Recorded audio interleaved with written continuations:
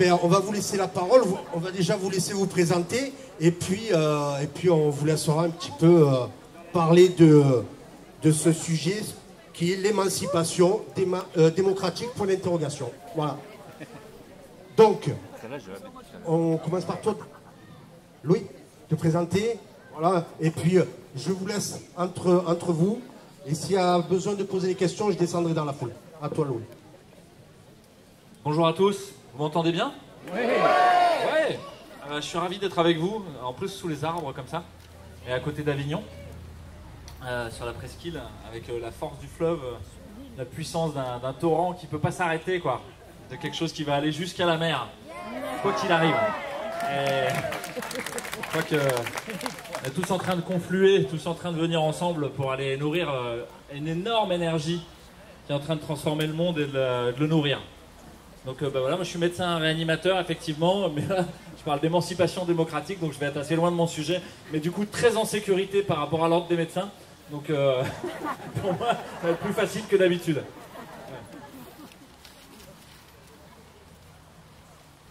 Bonjour.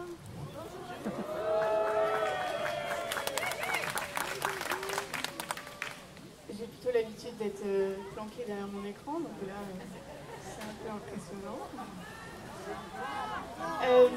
Je m'appelle Alice pour ceux et celles qui ne me connaissent pas. Je m'amuse à faire des vidéos depuis 2 ans, je crois, et j'ai commencé à parler d'émancipation et de souveraineté. Puis j'ai continué à documenter ma démarche parce que j'ai refusé le contrôle d'inspection académique. Et puis j'ai continué... disons, aux yeux de la République française, à désobéir, mais pour moi, à juste vivre ma vie. Et voilà.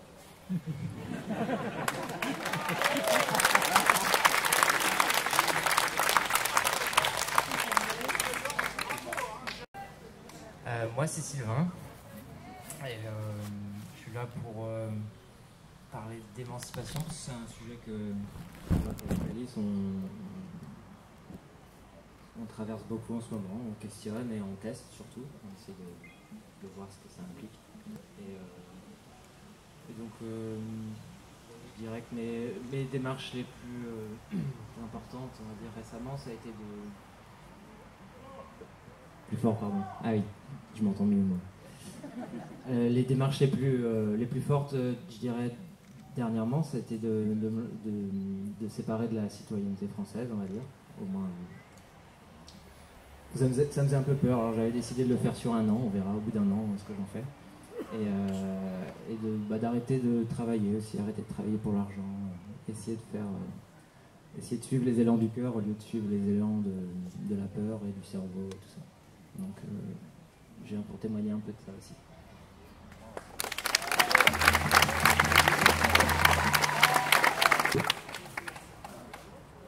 Bonjour à toutes et à tous. Pour ma part, je suis Daniel, un être humain aussi. J'en vois beaucoup ici. Donc, je suis un être humain parmi d'autres êtres humains.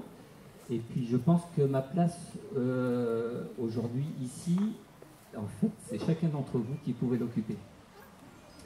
Et je ne vais pas essayer de parler à votre place, mais dans mon intervention, je pense que je vais vous faire comprendre l'importance que vous avez. Et donc voilà, on m'a présenté comme un gilet jaune de la première heure. Et oui, effectivement, mais on est tous quelque chose de la première heure. Et on va en discuter justement. Donc merci d'ailleurs d'être aussi nombreux, c'est impressionnant un petit peu. Je me rappelle de l'édition 2019, la première. On peut dire qu'on a été moitié moins, donc comme le disait Louis au début, le mouvement, on ne va pas l'arrêter comme ça.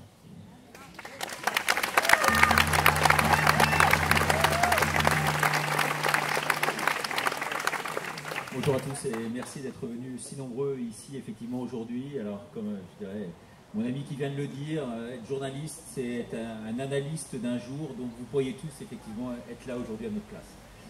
Je voudrais simplement vous dire que je ne gueulerai pas aujourd'hui, j'ai suffisamment gueulé sur les plateaux télé ces derniers temps.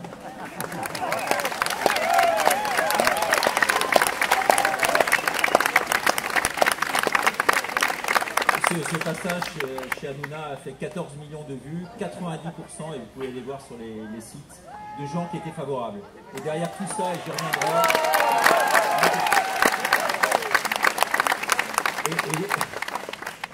et derrière tout ça, c'est pas la gloriole, c'est simplement pour dire que la France aujourd'hui est endormie, mais est en train de se réveiller. Et il y a un homme ici qui a réveillé la France. Et c'était surtout le premier, sûrement le premier. Il est ici, il n'est pas sur le podium, il aurait dû l'être.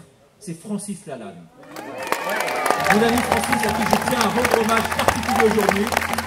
C'est un type que je connais bien, qui a un talent fou, qui est un homme d'une intelligence incroyable, incroyable. Et qui aujourd'hui a eu le courage, et le premier d'entre nous, à monter au créneau sur François, à mon micro, mais c'est lui qui a fait la popularité de cette émission, grâce à lui, grâce à son intervention, et je tiens vraiment à le saluer. Et je tiens également à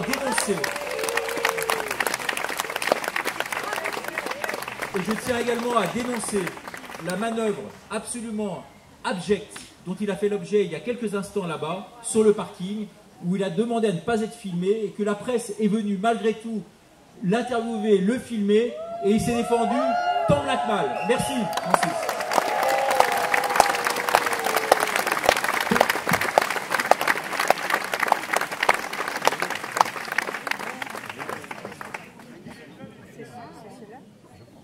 Je veux juste dire quelque chose à tous les écrans, toutes les caméras. Tout à l'heure, il y avait mes enfants.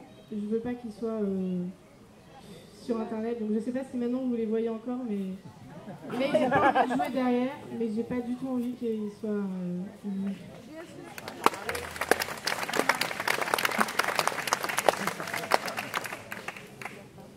Ok, alors on est là pour parler d'émancipation. Émancipation, ça voudrait dire s'extraire de quelque chose en fait. Sortir d'un système. Waouh.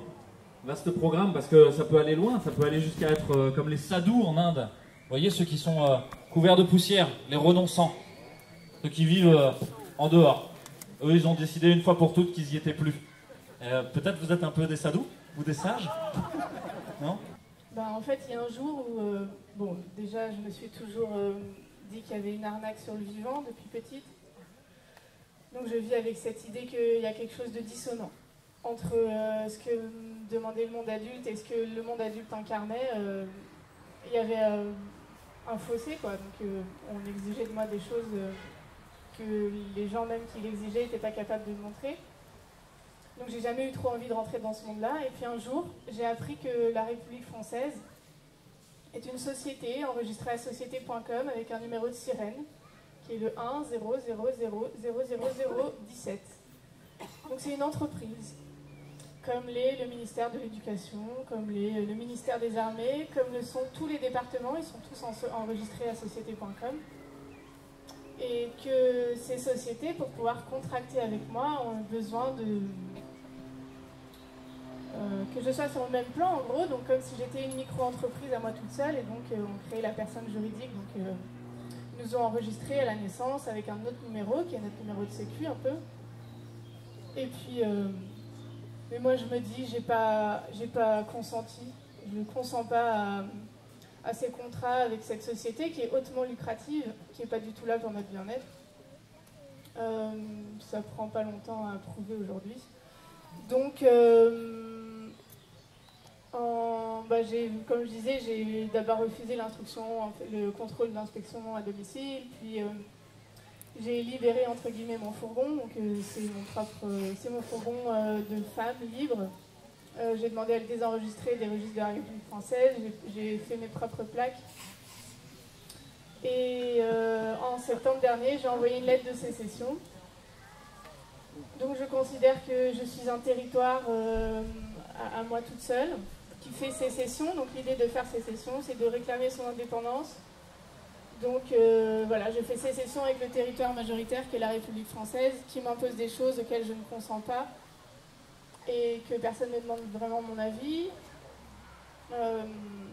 Voilà, le titre il est marrant, émancipation démocratique, il faudrait déjà savoir de quoi on parle parce que la démocratie elle n'a jamais existé. Donc voilà, on grandit, en tout cas j'ai grandi, je peux parler que de moi, avec cette espèce de mots galvanisés dont on hérite et qu'on reproduit. On se dit, mes enfants, s'ils me posent une question, je serais capable de leur dire oui, le régime chez nous c'est une démocratie. Pas du tout, je ne vais pas leur dire ça aujourd'hui. Et puis le slogan de la France, c'est quoi? C'est liberté. Attends, déjà, c'est le mot liberté. Et la liberté, c'est d'avoir le choix. Et moi, j'ai jamais eu le choix de jouer ou pas. Et d'ailleurs, on n'a pas le choix de jouer à la République française ou pas, puisqu'on est obligé de déclarer nos enfants à la naissance. Sinon, on va en prison. Donc, où est-ce qu'elle peut être la liberté si on est obligé de jouer à un jeu qui va ensuite tout faire pour nous taxer? Pour moi, c'est de la mise en esclavage moderne. Et donc, en fait, ma démarche aujourd'hui, c'est ce que ce dont je me suis rendu compte la garde à vue précédente. Donc, je sors de garde à vue encore il y a pas longtemps, pour ceux qui suivent mes épisodes. Et j'ai exprimé le fait je demande d'avoir le droit, d'avoir le choix. Je comprends qu'on puisse avoir envie de contracter avec la République française ou avec une société. Sacrifier un peu de sa liberté pour un peu de sécurité, qui à mon sens est illusoire. Mais c'est mon avis, mais je comprends qu'on puisse avoir envie de faire ça. Mais par contre, je veux avoir le choix de ne pas faire ça. Et en fait, aujourd'hui, on n'a pas le choix. C'est obligé de jouer. Et c'est obligé de payer, parce que c'est un jeu très payant. Voilà, donc j'ai envoyé ce courrier de sécession en septembre à Emmanuel. Et à Jean et tout ça. Moi, je leur parle... J'adresse tous mes courriers à Emmanuel qui joue le rôle d'eux. Donc je parle à l'homme, je parle aux hommes, je ne parle pas à la fonction. Et je parle aux hommes en leur âme et conscience.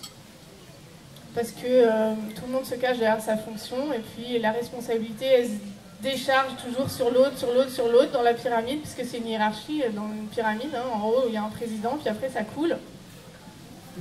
Et voilà, donc j'ai remis, j'envoie mes petits courriers à Emmanuel. Il les reçoit, mais il ne me répond jamais. Et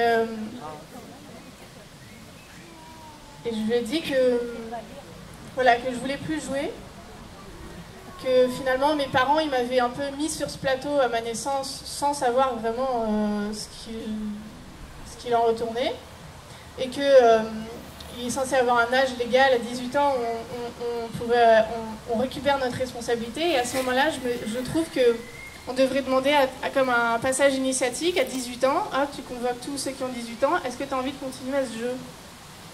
Bah non, il est pourri, les règles du jeu, elles sont truquées, on perd tout le temps, c'est truqué d'avance, de toute façon c'est fait pour que nous là, les êtres humains, on perde.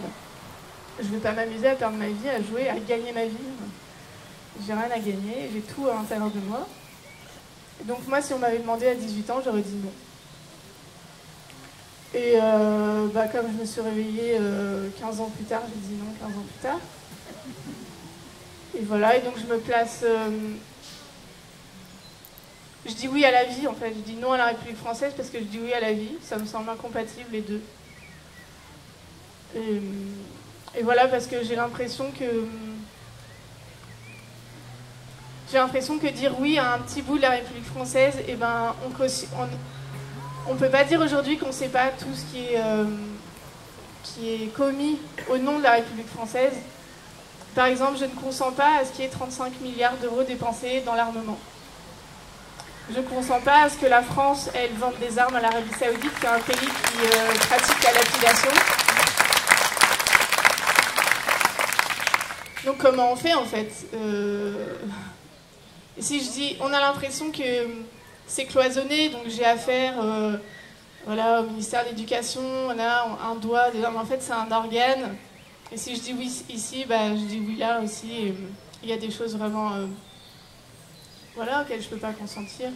Comme je n'ai pas pu consentir au contrôle d'inspection académique, parce que c'est cette même République française qui s'engage par exemple à arrêter les pesticides et qui ne le fait pas. Et on a tout dans les mains aujourd'hui.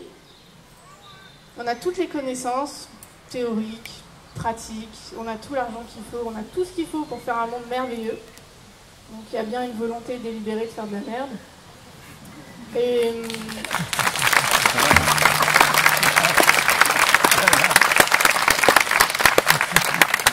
c'est cette République française-là qui prétend m'envoyer un inconnu chez moi pour savoir si je suis une bonne mère. Bah non, tu passes pas ma porte. Tu viens pas chez moi me noter et me mettre moi-même dans la position d'enfant, de savoir si je suis une bonne mère, d'un mec qui a jamais vu mes enfants, qui va les mettre dans une situation de stress. Enfin, bon. Donc c'était assez évident de dire non. Et puis de là, ça a continué. Voilà. Et je crois que la puissance de notre consentement, on le mesure peut-être pas assez. Et que si jamais... si on arrivait à poser notre non à ce qu'on ne voulait pas, calmement, parce qu'il n'y a pas besoin de s'énerver, vraiment, mais ferme, et ben toutes leurs directives et tout, ça rebondirait sur nous. Donc moi, ça fait longtemps que je suis plus en colère et tout, hein, je vois leurs petits jeux, ils essayent, ça continue de marcher parce que ça marche par les émotions, donc ça rentre à l'intérieur quand même. Et je crois que l'émancipation, elle est avant tout là, en soi, et que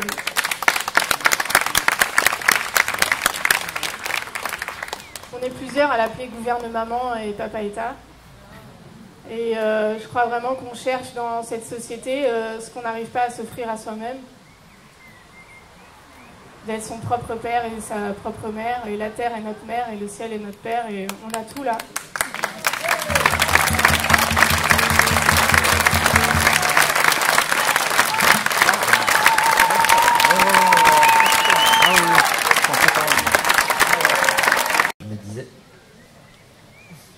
Un sado. Sadou.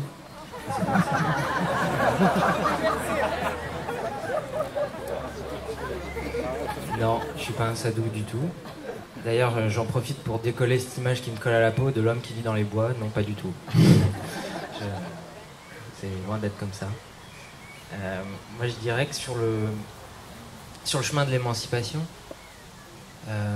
j'étais pas conscient, en fait.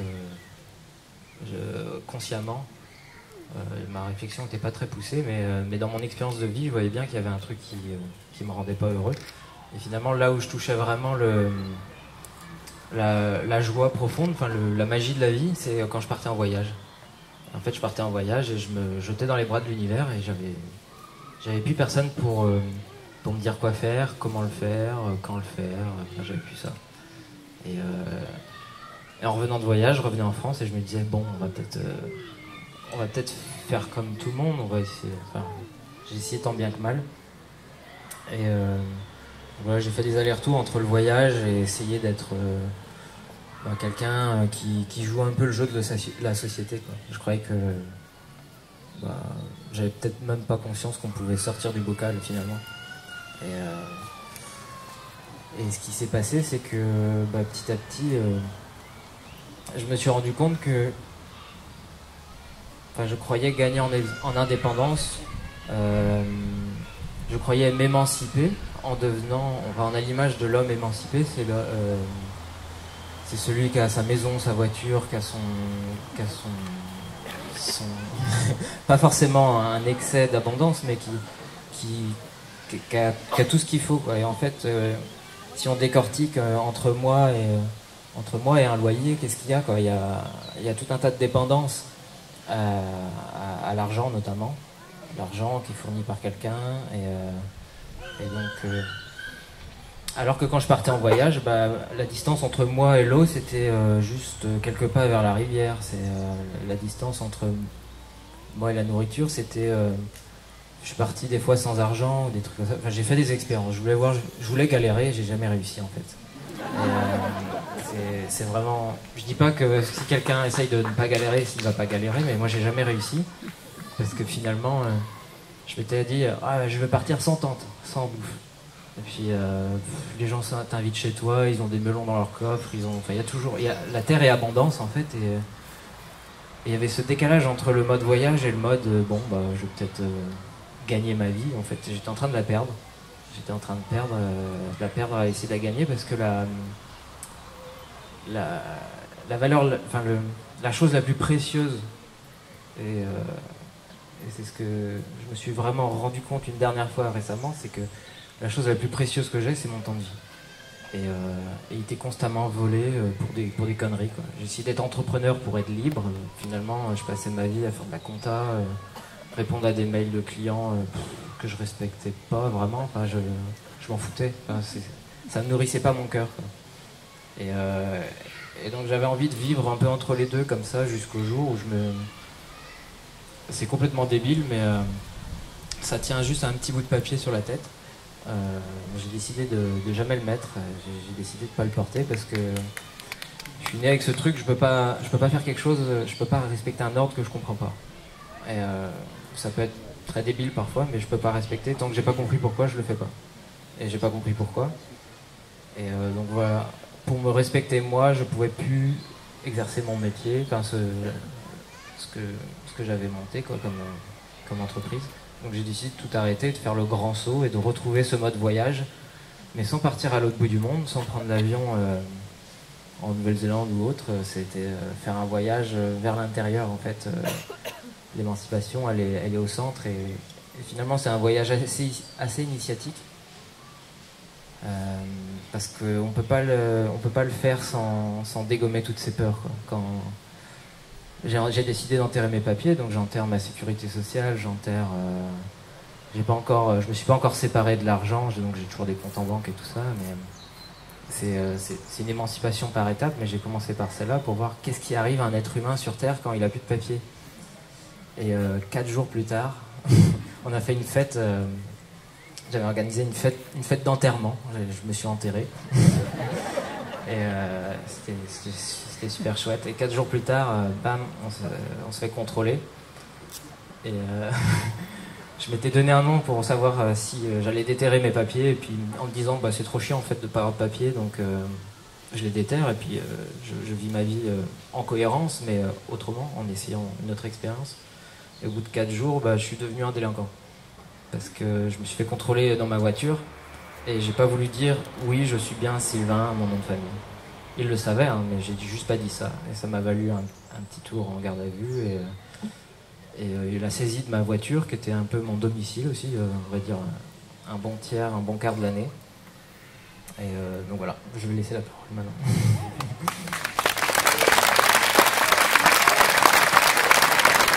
Votre témoignage, je suis à la fois impressionné par le côté radical, à la racine, quoi, d'aller chercher cette souveraineté-là, et à la fois dubitatif, d'une certaine façon, parce que je me dis que le système est là pour rattraper ceux qui cherchent à en sortir. Je me souviens d'un film, quand j'étais petit, qui s'appelle Mosquito Coast, avec Harrison Ford, et il va construire une société idéale, un phalanstère, au Venezuela.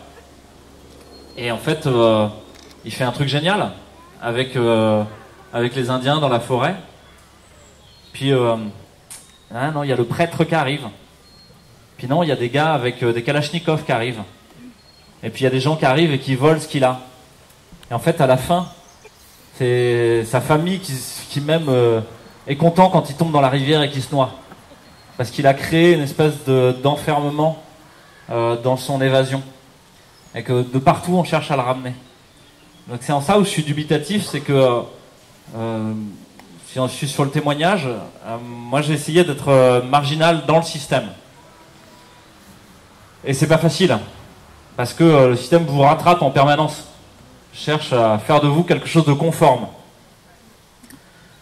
ou vous empêche d'agir, détruit votre capacité d'initiative, inhibe votre énergie, jusqu'à ce que vous soyez tellement dépressif que vous bourrez de médicaments ou que vous vous conformez, parce que finalement, vous serez plus heureux avec un crédit au cul pour 30 ans, des crédits à la consommation pour avoir un écran plasma géant ou je sais pas quoi. Et que là, vous serez dans le bonheur qu'on vous propose à bon marché. Alors j'ai essayé de vivre dans un bateau pendant toutes mes études de médecine. Avec toutes mes économies, j'ai acheté un petit bateau, un bateau en bois des années 70, un Muscadet ça s'appelle. C'était les bateaux de la démocratisation de la plaisance, on disait, en contreplaqué marine. C'est des bateaux qu'on fait la Mini 650, une transat, hein. Des bateaux costauds, robustes, forts au gros temps, dans lequel on vit à 4 pattes, on a un seau pour faire ses besoins, et puis un petit réchaud. Mais j'avais pas de place de port, parce qu'à Marseille, pour avoir une place de port, il faut être en place. Et je n'étais pas suffisamment en place. Et donc j'étais itinérant, nomade. Et à Marseille, il y a 2 vents. Il y a le Mistral, nord-ouest. Bon, bah, dans la rade, il y a des vagues, ça tient pas. On ne peut pas mettre un bateau au mouillage par Mistral. Il faut le mettre dans les calanques. Ou il y a sud-est. Voilà, il y a des nuages. Et on ne peut pas le mettre dans les calanques, ça tient pas. Il y a des vagues, il faut le mettre dans la rade. Alors tous les 3 jours, changer d'endroit. Je naviguais pendant 4 ou 5 heures. Puis comme j'étais en autonomie intégrale, bah, je pouvais pas utiliser la batterie. Donc je mettais la lampe à huile dans la mâture la nuit, ou pas de lampe. Et j'ai essayé de vivre cette vie-là pendant 7 mois. Et le matin, j'allais travailler, alors je gonflais mon annexe, je ramais, et je ramais beaucoup, hein. Une vie à ramer, quoi. Et puis j'allais jusqu'à la côte. Et là, je prenais un bus, un vélo, ou un copain qui venait me chercher en voiture pour aller bosser. Puis j'allais prendre ma douche dans la chambre de garde. Et en fait, au bout de 7 mois, je me suis rendu compte que c'était pas vivable. Que j'étais de plus en plus tout seul. Que ma vie sociale, elle était de plus en plus peau de chagrin. Parce que qui avait envie de se faire 4 heures de nave la nuit à aller ramer. Et puis surtout, après, j'ai arrêté de gonfler l'annexe. C'était trop long de gonfler l'annexe. Donc je sautais à poil avec les affaires dans un bidon étanche. Je nageais jusqu'à la côte. Je me rhabillais et je partais. Et au bout d'un moment, c'est devenu un peu dur, on va dire. Mais j'étais en forme, hein, cela dit. J'ai jamais été aussi en forme. Et je voyais des choses que j'aurais jamais vues autrement. Des levées de soleil sur les pierres tombées, c'était grandiose, vraiment. Mais toute la journée, j'avais peur. Toute la journée, j'avais peur que le Mistral tourne, que mon bateau se fasse emporter par une tempête. Alors je regardais la météo fébrile pendant mon stage d'interne. Puis des fois, je disais, bon, faut que j'y aille, là. Il y a le vent qui tourne. Et mon bateau, il s'est fait emporter. Alors que j'affourchais, je mettais des techniques de mouillage complexes pour vraiment que ça bouge pas. Mais non, le mouillage, il a cassé.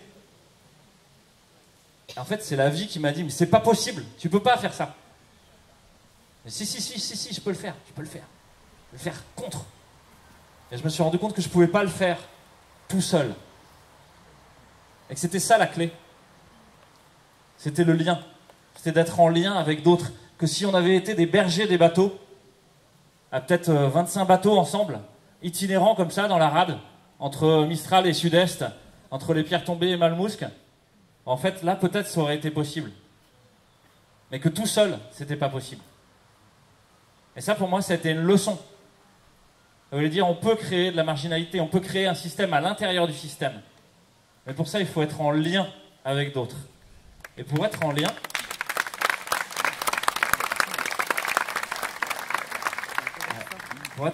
il faut reconnaître qu'on a besoin des autres. Et dans cette histoire, c'est la seule chose que j'ai fait, là, sur ce qui nous arrive aujourd'hui, c'est que j'ai crié à l'aide. J'ai dit, je comprends pas ce qui se passe, en fait. Je comprends pas ce que fait mon gouvernement. Je comprends pas ce que fait mon hôpital. Je comprends pas comment on soigne pas les malades. Je comprends pas pourquoi il n'y a pas de médecine de ville. Je comprends pas pourquoi on nous impose des choses dont on n'a rien démontré que c'était utile à endiguer le spread épidémique. On les a soignés. Et, Alexander, on est sur un autre sujet, mais on pourra en discuter. Et donc j'ai juste crié à l'aide. Et ça, il y a plein de gens qui sont arrivés. Plein de gens qui sont arrivés et où on s'est posé la question, qu'est-ce qu'on cherche à faire ensemble? Et on s'est rendu compte que dans tous ces gens qui se mettaient ensemble, on pouvait reproduire le même système et le même monde que celui dans lequel on vivait. À nouveau être en conflit, à nouveau avoir des pervers narcissiques qui essayent de prendre le pouvoir, à nouveau avoir du mal à discuter, etc. Et qu'en fait, et là je vous rejoins complètement, c'est que cette société, elle est cousue en nous. Elle est cousue dans notre peau. Et qu'effectivement, la première initiation, elle est à l'intérieur. Est-ce que je suis capable d'aspirer à autre chose?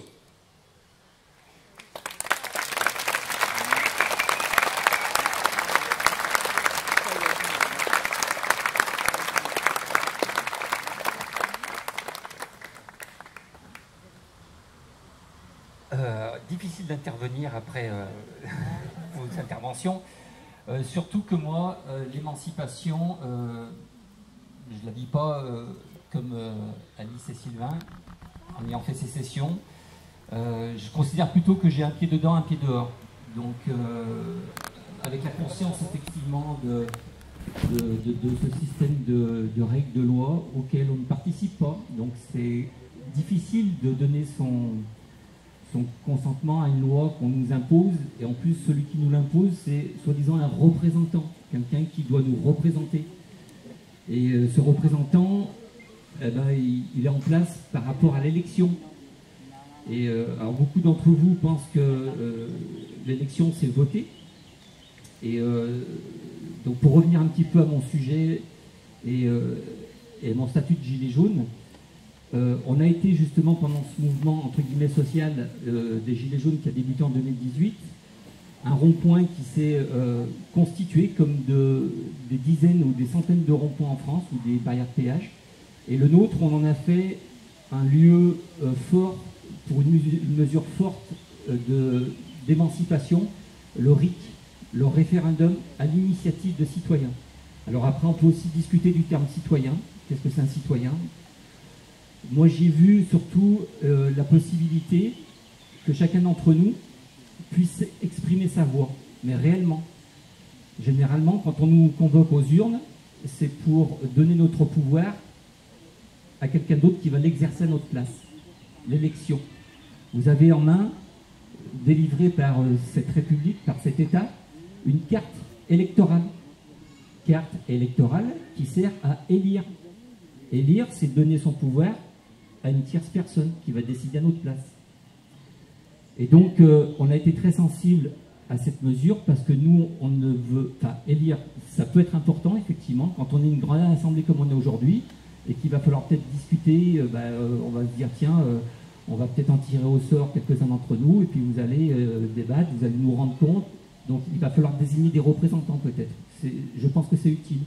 Mais on ne peut pas, en démocratie, se dire en démocratie sans avoir le pouvoir de s'exprimer individuellement sur des sujets qui nous tiennent à cœur. Et ça, pour moi, c'est le vote. Et on nous pervertit les mots, hein, donc, parce que beaucoup d'entre vous pensent qu'en ayant une carte électorale, c'est aller voter. D'ailleurs, on vous dit, bientôt, vous allez devoir voter. Non, vous n'allez pas voter, vous allez une nouvelle fois élire. Et donc, l'émancipation, pour moi, ça a été d'aller avec toute l'équipe d'êtres humains formidables à Saint-Clair-du-Rhône. On est allé sensibiliser les gens sur cette question. Voter, c'est donner votre avis, c'est donner votre voix. C'est d'abord être éclairé sur un sujet. Donc pour ça, il faut des rencontres, des discussions, des débats contradictoires. Il faut des médias qui informent réellement et qui ne soient pas juste là à passer un message que le patron a donné et qu'il faut visser dans le crâne des téléspectateurs. Et donc, c'est du porte-à-porte, c'est de la rencontre avec les gens qui occupent un territoire et essayer de leur faire comprendre l'importance du vote, c'est de donner son avis, de dire oui, non, ou je ne me sens pas concerné, mais avoir un avis. Je vous rappelle que la dernière fois qu'on a voté en France, vous vous rappelez de la date ? 2005. Voilà, 2005. Donc c'était pour le traité européen. Je vous rappelle le résultat, à peu près 55% de non. Et nos représentants ont pourtant fait le oui 3 ans plus tard, avec le traité de Lisbonne, Sarkozy. Donc, à mon sens, c'était à ce moment-là qu'on aurait dû avoir une masse de citoyens qui auraient dû sortir dans la rue en disant on vient d'avoir la preuve que notre voix n'est pas entendue, n'est pas respectée. Et donc pour moi l'important dans cette mesure du RIC, c'est entendez, quand vous entendez initiative citoyenne, l'initiative est à nous. Il ne faut pas attendre qu'un maire, un préfet, un député, un président vous donne le droit d'exercer cette initiative. Elle est à nous tous. Elle part d'une personne. Si vous trouvez dans votre lieu de vie qu'il y a un sujet important qui vous tient à cœur et qu'il faut apporter une solution, apporter une réponse, et que cette réponse, elle ne peut s'apporter que collectivement, constituez une équipe. Et avec cette équipe, organisez un référendum. Écrivez les règles de ce référendum. C'est votre référendum. C'est votre contexte, c'est votre lieu de vie. C'est vous qui êtes à même de définir comment il va se passer ce référendum. Et là, eh ben, le but, c'est d'aller au contact, faire du lien, aller expliquer, proposer des rencontres, des discussions, des débats, et puis à un moment donné, se rassembler tous à un jour précis, en disant, ben, on va s'écouter tous, on va donner notre voix, on va voter. Et puis, si le vote, il rassemble beaucoup de personnes, voire plus peut-être que les bulletins qui ont servi à élire le maire eh ben, en fait, notre voix est légitime. Notre voix est légitime. Donc, j'aimerais bien qu'on se serve de cet outil qui est à la portée de tout le monde. Il suffit juste que vous décidiez de lancer un référendum. C'est à notre portée. Bon.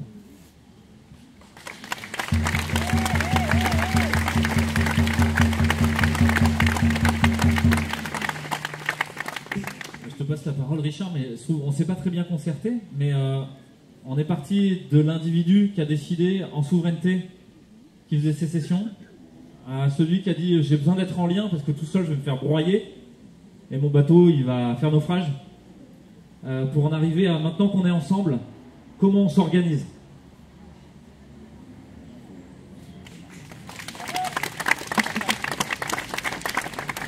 Juste un témoignage très court, et j'ai redonné la parole à nos invités ici sur le plateau, mais juste un témoignage très court pour vous parler un peu de mon émancipation, je dirais, dans le milieu de la presse, qui est le mien depuis des lustres. Parce que ça fait maintenant une trentaine d'années que je travaille dans le milieu de la presse. J'ai présenté très jeune et très tôt, et sûrement même trop tôt, les journaux de télé, donc sur les différentes chaînes de télévision mainstream. J'étais sur TF1, France Télévisions, TV5 Monde. Je suis toujours resté 6 ans quasiment dans toutes ces chaînes de télévision sans claquer la porte, et pourtant c'est vrai que l'envie me poussait vraiment à quitter ce milieu-là parce que c'était un milieu absolument horrible, un milieu qui était déjà délétère à l'époque. Et je me souviens que je travaillais sans prompteur, j'étais l'un des seuls présentateurs de France du reste à travailler sans prompteur. Et je rentrais chez moi le soir à la maison après m'être levé tôt le matin, avoir présenté les journaux sur TV5 Monde. Ensuite, le soir 3, donc j'avais une conférence de rédaction à 15h au soir 3 que j'ai présenté à 22h, c'était le premier journal d'après les 20h. Et je rentrais chez moi le soir, j'avais toutes mes feuilles, parce que quand même j'avais des yeux un peu sur ces feuilles à l'époque. Et je rentrais avec ce paquet de feuilles que je mettais à la poubelle. Parce que les 2 morts étaient devenus 6, parce que la prise d'otage dont on avait parlé toute la journée était terminée. Je veux dire, ça n'avait pas de sens. Le seul sens, c'était la reconnaissance publique que je pouvais avoir. C'était toutes les invitations multiples et variées. C'était des voitures de sport qu'on me prêtait parce que voilà, on voulait me filmer avec. Mais question sens, il n'y avait rien derrière. Strictement rien. Et j'étais presque isolé parce qu'on travaille quand on est présentateur, et nos amis ici de la télévision le savent. On est isolé, on est dans sa bulle, on est quasiment coupé de la réalité, on est coupé du monde. Donc la notion de sens, elle m'a toujours habité. Et donc j'ai quitté la télévision du jour au lendemain en claquant la porte à la surprise générale. Je pense que j'avais une carrière un peu de la housse, qui était du reste mon ami, avec qui on allait voir les matchs de foot au Parc des Princes ensemble. Et je me disais, mais c'est pas possible, quoi. Je disais à ma femme, mon ex-femme aujourd'hui, mais ma femme, mère de mes 5 enfants, 5 garçons, je lui disais, mais à quoi bon faire ça, quoi? Ça sert à quoi? On a une belle vie, on gagne de l'argent, beaucoup d'argent, mais finalement, in fine, pourquoi, quoi? Est-ce que c'est ça la vie? On ne se voit pas de la journée, on a une presse d'enfer.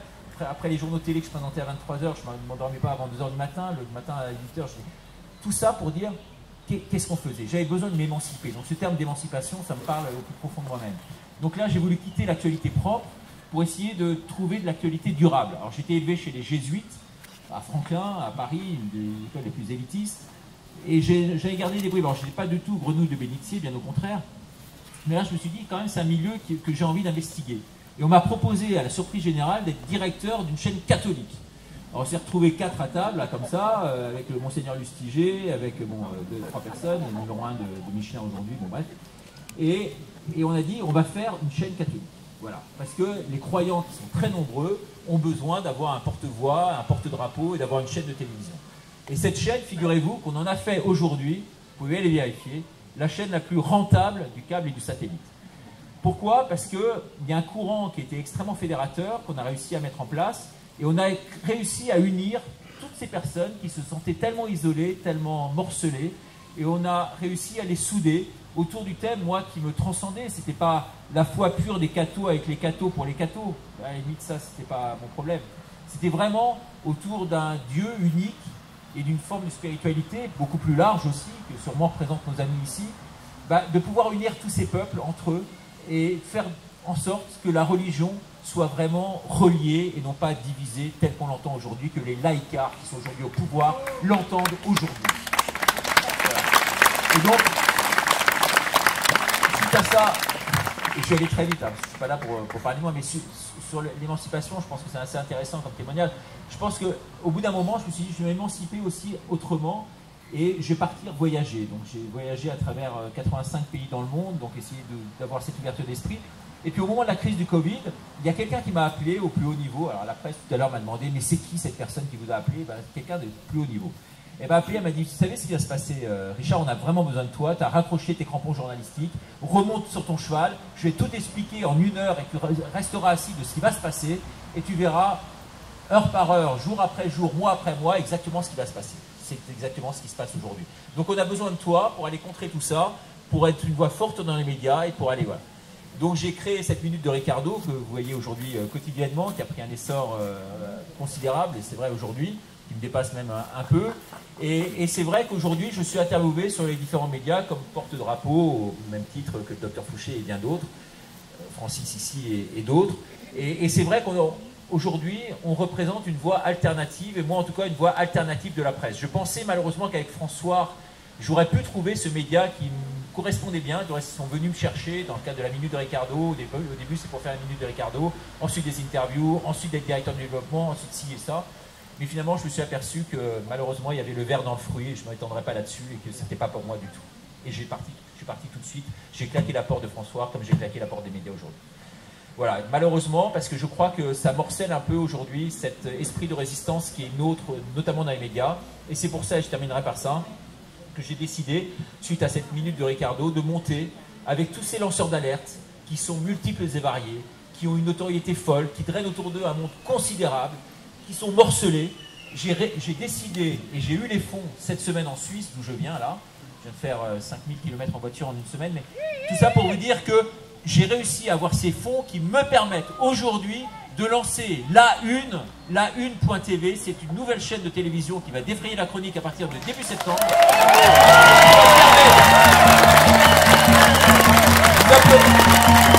Vous applaudirez une fois, ça sera prêt, hein. Mais qui va permettre d'unifier dans un même et seul programme toutes ces personnes que vous êtes obligés d'aller voir au coup par coup, à gauche, à droite, et faire 10 000 clics pour les trouver. Ils seront sur cette offre commune. J'ai déjà l'accord de plusieurs d'entre eux. Peut-être que le docteur Fouché va me donner son accord là dans quelques minutes. En tout cas, je l'espère, parce que c'est quand même un porte-drapeau extraordinaire dans ce milieu de la médecine. On a besoin de lui. Que Francis va me donner son accord pour le milieu artistique. Et que chacun aura un créneau horaire de 20 minutes, tous les jours à la même heure, pour pouvoir défendre sa propre cause et monétiser donc à travers cette plateforme la valorisation de son travail, ce qui est essentiel aujourd'hui. Voilà, donc on lance ça à partir du 1er septembre. Déjà ils sont nombreux, notamment Pierre Barnerias, qui est mon ami de cœur, mon ami toujours, un homme spirituel au sens large du terme. Et je crois, et je terminerai par ça, que le combat aujourd'hui c'est un combat avant tout spirituel. Spirituel au sens large du terme. Et ceux qui n'ont pas compris ça n'ont absolument rien compris.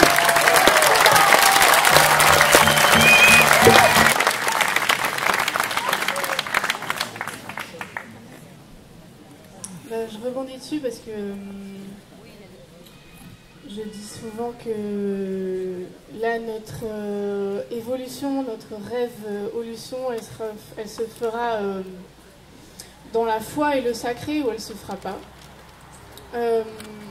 Si on parle d'émancipation, il y a la notion de se défaire de quelque chose qui prétendrait nous contraindre. Or, quel est cet espace à l'intérieur de moi qui autorise ça? Qu'est-ce qui fait que chacune d'entre nous, là, on autorise, on donne le pouvoir à quelqu'un d'extérieur pour dicter ma vie?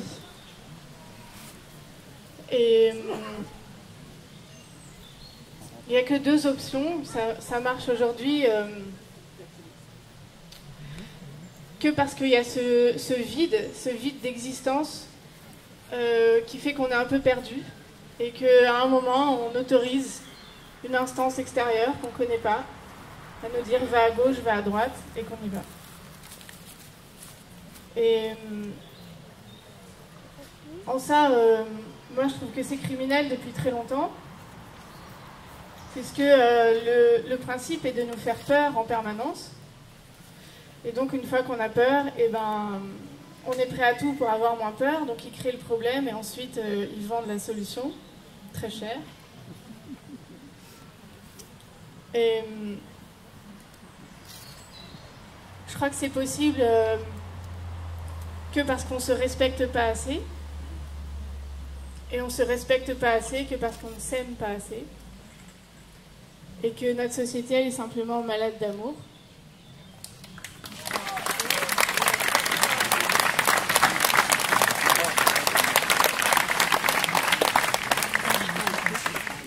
Et sur ce chemin de souveraineté, moi je passais par des courriers, je m'adressais à la République française, tout ça, et en fait,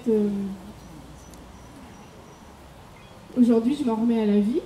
C'est ce que j'avais écrit en septembre et c'est ce que je fais. J'ai aussi remis mes enfants dans les mains de la vie, donc je les ai libérés de cette République française. Je considère que leur déclaration de naissance ne vaut pas accord. Et ils sont parfaitement à l'abri, il ne nous arrive rien du tout. Et donc il y a la théorie que nos pensées sont créatrices, qu'on attire à nous ce qu'on vibre. Et puis moi, je l'expérimente au quotidien. Et je regarde à l'intérieur de moi quels sont tous les espaces de peur qui persistent.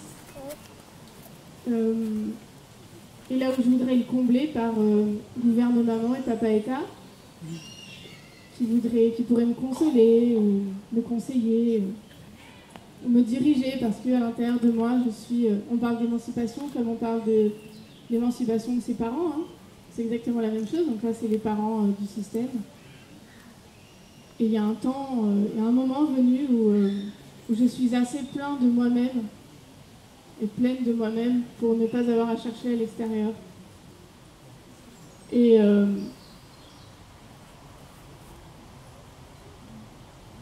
t'es unique, et t'es magnifique, et le monde a absolument besoin de toi tel que tu es. Et que quand on saura ça, chacune et chacun absolument, et ben, il n'y aura même plus à lutter, à détruire, à quoi que ce soit. En fait, ça va s'effondrer tout seul, ça va s'effriter.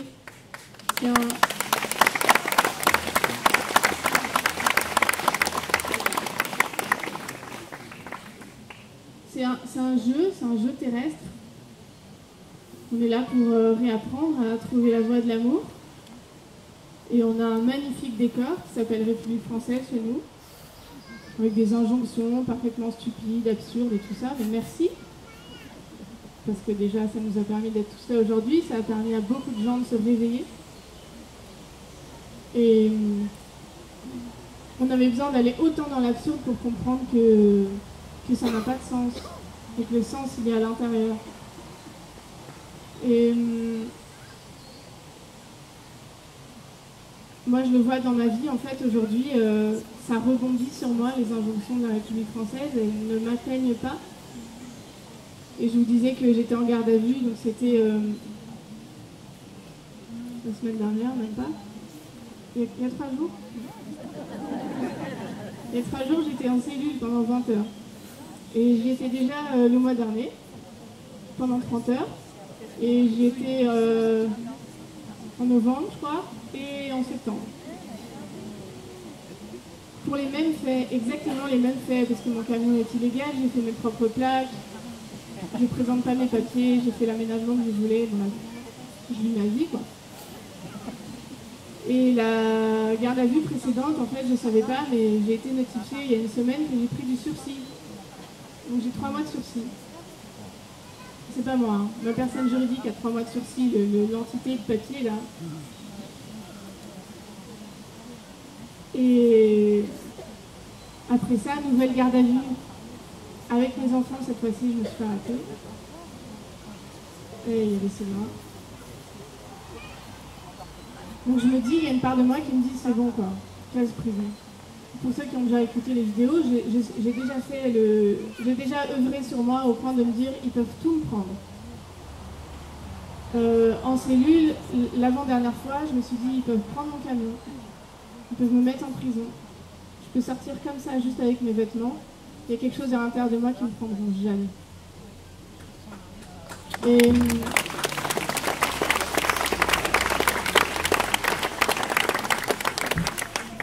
Et cet espace-là, il est tellement plein. Quand je suis en cellule, j'inonde le commissariat ou la gendarmerie d'amour. Et il se trouve que j'ai toujours mon fourgon, que je suis devant vous. Et il y a une fois où ils m'ont pris mes plaques, mais cette fois ils ne me sont même pas pris. Ça fait 2 fois qu'ils ne me prennent pas. J'ai mon fourgon, j'ai mes plaques, et je suis là. Et je suis sortie de cette dernière garde à vue avec rien. Une convocation en janvier 2022.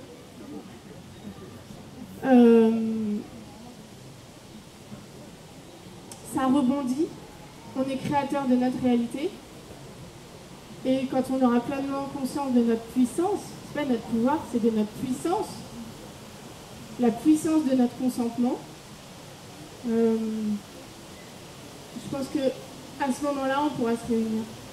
Alors on peut se réunir comme ça avant, hein, mais pour avoir vu beaucoup de mouvements dans l'histoire, je pense que moi, au-delà de l'émancipation, j'aime bien parler de souveraineté, d'être chacune et chacun roi et reine en son domaine. Et il n'y a rien qui puisse prétendre se mettre au-dessus de cette voix à l'intérieur de toi là. Tu la connais cette voix. Et tu sais qu'elle a raison. Sauf que manque de confiance, manque d'amour, et on décide de ne pas l'écouter. Et cette voix, elle est toujours là pour toi. Et en fait, on n'est jamais seul à l'intérieur. Donc, ce qu'on peut chercher à l'extérieur dans le groupe, moi je le cherche à l'intérieur. Et je me rends compte que la vie, elle est tout le temps là pour moi. Et qu'il m'arrive rien, enfin qu'il m'arrive que des choses magnifiques. On a des pouvoirs inestimés, inestimables. Et ils le savent très bien. Sinon, pourquoi est-ce qu'ils essaieraient de nous contraindre comme ça ?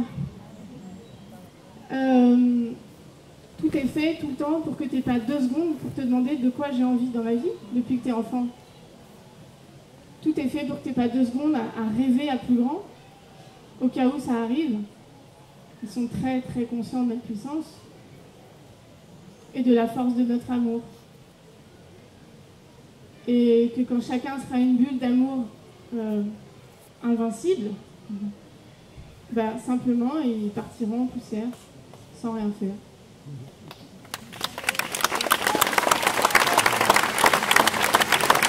Je vais prendre la parole parce que Alice me donne une bonne transition en parlant de sa garde à vue, de ces 2 gardes à vue. J'ai moi-même été confronté il y a quelque temps à l'autorité, donc, qui m'a fait des reproches, parce que moi j'étais plutôt à chercher à me protéger de la surveillance de masse. Alors je vais parler des compteurs Linky, je vais parler des radars qu'on croise de partout, hein. Je vais parler des caméras de surveillance qu'on vient d'installer notamment dans ma commune, dans la déchetterie. Tout est surveillé tout le temps. Je veux parler des téléphones, de nos ordinateurs portables. Je veux parler de ces autorisations de sortir, de ces confinements, enfin, tout ça. Et puis, je ne vais pas vous donner le détail, mais après près d'1 heure et demie de discussion et de refus de l'autorité et d'essayer de faire comprendre à cette autorité ce en quoi je n'étais pas d'accord, j'ai eu un message de cette autorité qui, une fois l'audition terminée, m'a accompagné en dehors des lieux de l'audition et puis m'a glissé 4 mots qui font qu'aujourd'hui je suis à nouveau présent avec vous. parce que comme tous d'entre vous, il y a des moments où on est euphorique, qu'on va arriver à modifier ce monde, ce système, et puis c'est pas si facile, et puis par moments on relâche. Donc j'aimerais déjà vous dire que tout ça c'est tout à fait normal. On ne peut pas tout le temps être dans l'action. Il faut des temps de repos, des temps on va se ressourcer. Et donc les 4 mots que cette autorité m'a prononcés, en sortant après 1h30 d'audition, en ayant entendu tout un tas de choses, notamment sur l'élection, sur la démocratie, sur les contrôles, les 4 mots étaient « l'histoire vous donnera raison ». L'histoire vous donnera raison. Et ces 4 mots, prenez-les pour vous. Ils sont pour vous, ces mots. Ce que j'ai pris, moi, c'est des mots pour vous. Ce que vous faites aujourd'hui, où vous êtes aujourd'hui, je vous le dis, et les autorités le savent, l'histoire vous donnera raison. D'accord? Donc, on peut avoir des moments de faiblesse, c'est humain, il faut les accepter, mais quand on a l'occasion, il faut revenir. Et il faut se poser la question, surtout, quel est mon rôle dans tout ça? Alors, c'était une deuxième intervention que je voulais faire, je vous le dirai après pour l'histoire du rôle.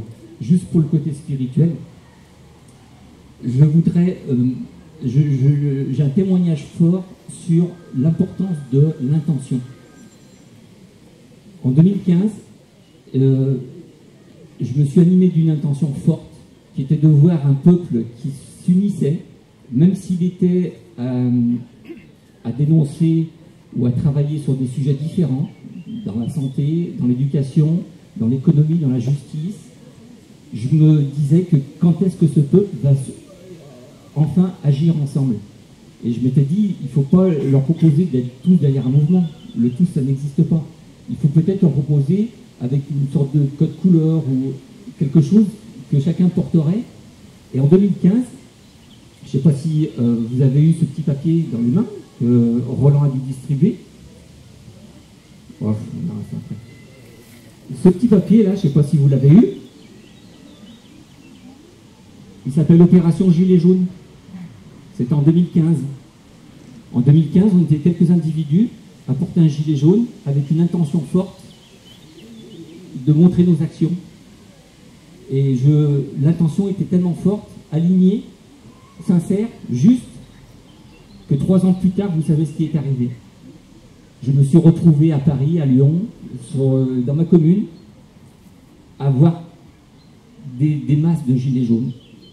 Mais le gilet jaune, c'est juste un mode de dire on est ensemble. C'est juste ça. Et comprenez ce que j'ai vécu. En 2015, j'ai l'intention de vous voir un peu s'unir. En 2018, ça s'est réalisé, ça s'est matérialisé. Si nos intentions sont justes, sont alignées, je vous le dis, elles se matérialiseront. Et si à nous tous, aujourd'hui, on se projette dans un futur souhaitable,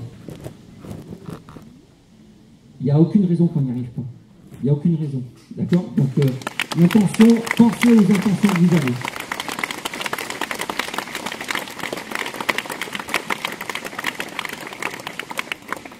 J'avais envie de parler de plusieurs choses, mais j'ai l'impression que je vais les oublier d'ici là.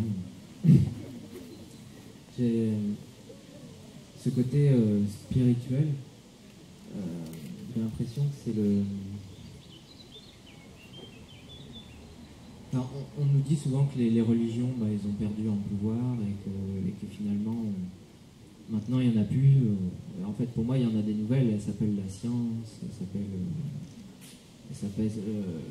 on a la croyance que, par exemple, une croyance profonde, c'est que si on n'a pas d'argent, on meurt de faim. Ça, c'est une croyance qui génère des réactions vraiment bizarres, assez irrationnelles. Et quand je pensais à l'émancipation, l'expérience que je me propose, l'expérience que certains se proposent de se séparer, par exemple, de la République française, pour moi, c'est comme une conséquence. C'est pas on a tous à l'intérieur un curseur qui définit comme une aiguille d'énergie gagnée ou perdue.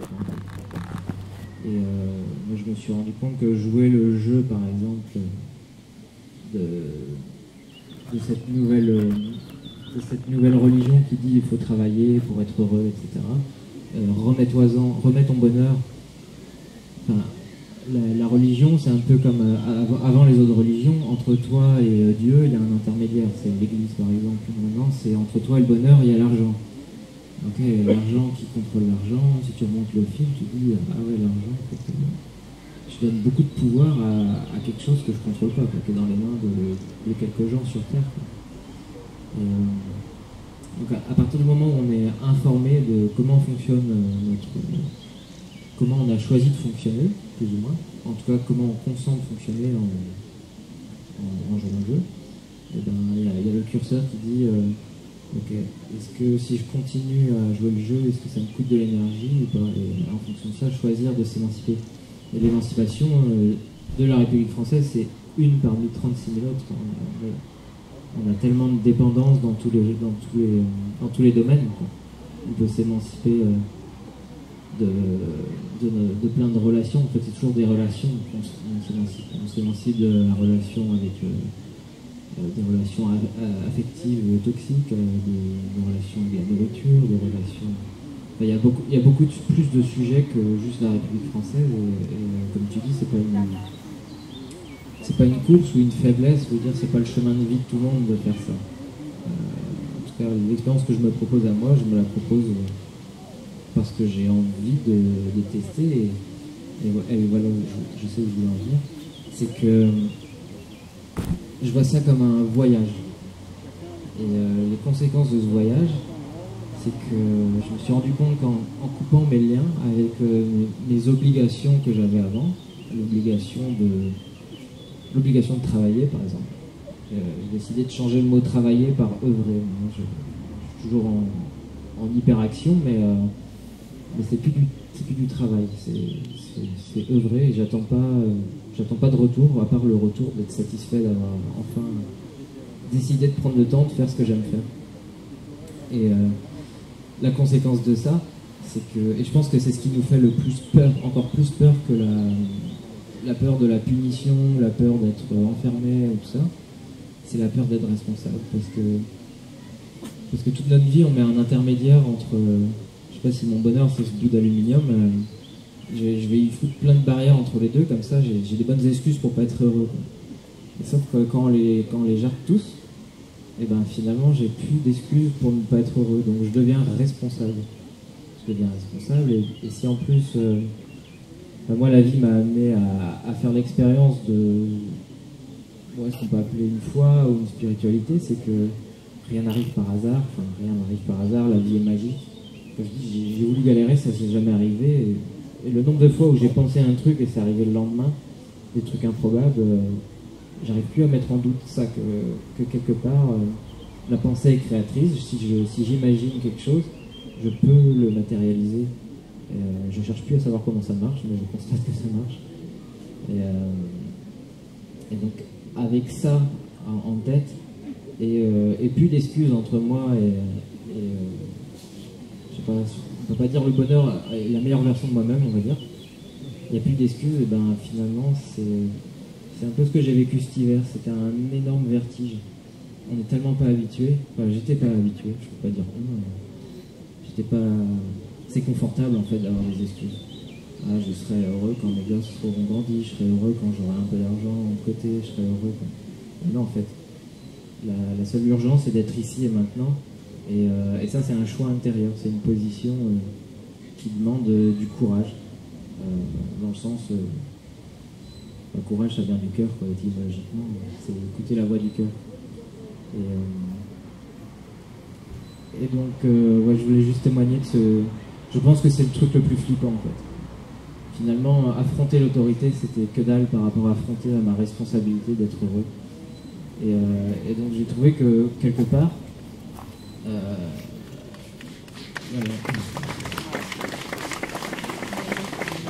La chose que je cherchais, elle n'était pas à l'extérieur. J'ai l'image d'une sphère, vraiment, où dans une sphère, il n'y a pas de point déterminé à part le centre. Le seul point fixe, c'est le centre. tous les autres points sont relatifs les uns par rapport aux autres, mais il y a un endroit qui est fixe, c'est le centre. Et donc j'ai tourné mon voyage vers l'intérieur, et c'est aussi puissant que flippant. Et je suis pas encore ok avec ça. Enfin, je me rends compte que c'est vraiment... Pour le coup, c'est un voyage initiatique, au-delà de... C'est pas juste un refus de... Je refuse la citoyenneté, donc c'est un détail. C'est juste pour suivre mon cœur, il faut que je gicle ce truc. Donc, hop, ça jarte. Après, pour suivre mon cœur, il faut que je jarte ça. Un jour, j'imagine, l'argent va disparaître de ma vie parce que je sais quelle énergie il y a derrière et j'ai pas envie de l'alimenter. Mais voilà, je vais sujet après sujet. Et c'est tout ce que je veux dire.